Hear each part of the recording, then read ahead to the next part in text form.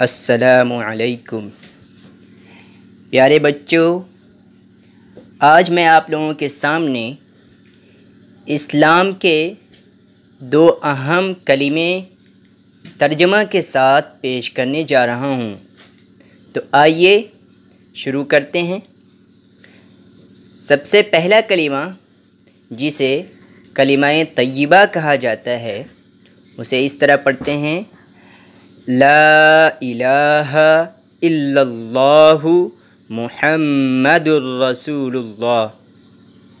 اس کا ترجمہ اس طرح کرتے ہیں کہ اللہ کے سوا کوئی عبادت کے لائق نہیں اور محمد صلی اللہ علیہ وسلم اللہ کے رسول ہیں۔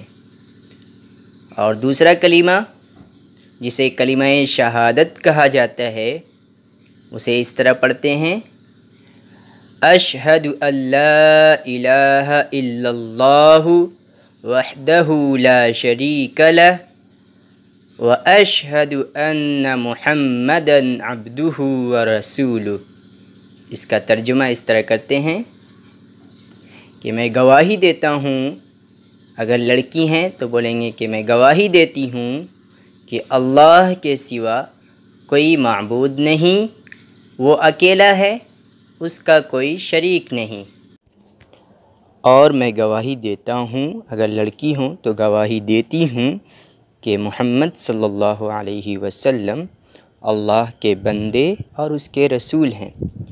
تو آج کے لیے اتنا ہی۔ آپ لوگ دونوں کلموں کو ان کے معنی کے ساتھ، میننگ کے ساتھ یاد کر لیں۔